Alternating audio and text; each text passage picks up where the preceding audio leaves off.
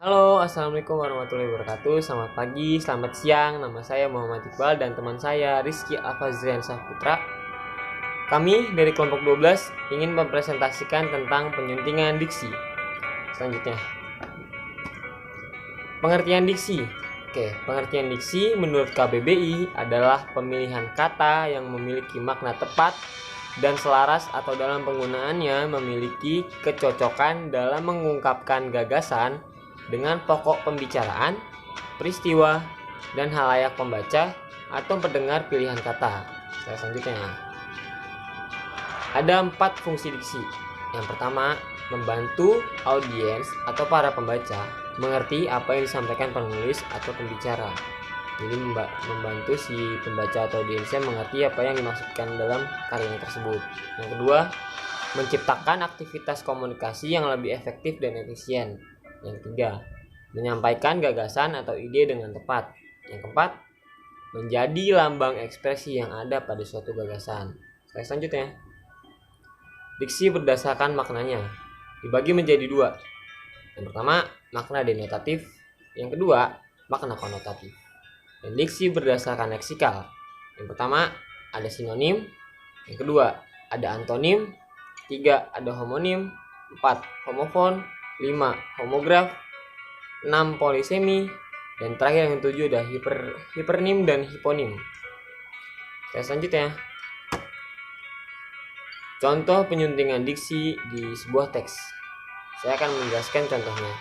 Jadi, saya bacakan ya. Pada hari Minggu, ibuku nyuruh aku belanja di pasar.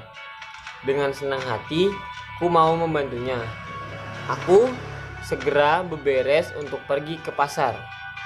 Aku bergegas pergi ke pasar menggunakan sepeda. Itu contohnya.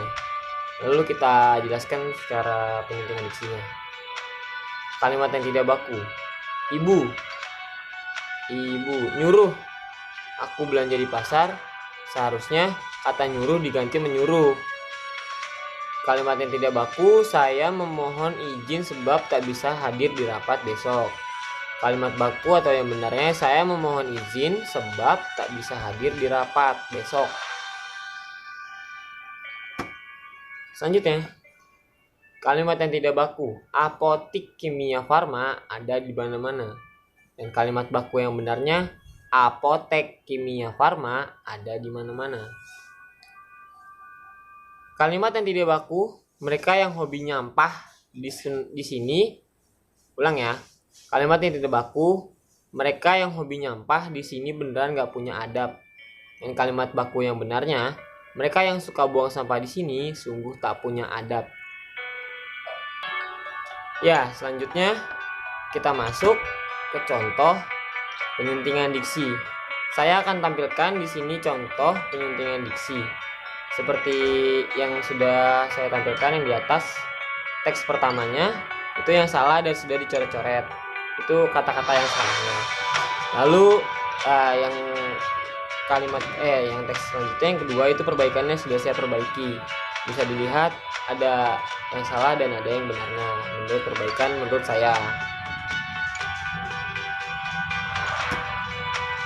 Terus kita masuk ke slide berikutnya.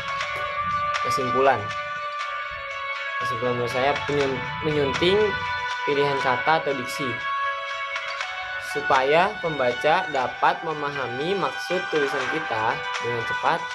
Kita harus menggunakan pilihan kata yang tepat. Pilihan kata yang kita gunakan harus disesuaikan dengan jenis tulisannya. Misalnya, kamu sedang menulis tulisannya formal, maka kamu harus menggunakan bahasa yang baku dalam tulisannya. Penyuntingan diksi adalah kegiatan yang menyunting diksi atau pilihan kata yang digunakan. Penyuntingan ini bertujuan untuk memastikan bahwa kata yang dipilih sesuai dengan pengetahuan pembaca dan agar tulisan yang dibuat efektif tanpa mengurangi estetika kata itu sendiri. Terima kasih. Sekian presentasi dari saya. Kurang lebihnya mohon maaf. Kita akan masuk ke sesi pertanyaan melalui via WhatsApp.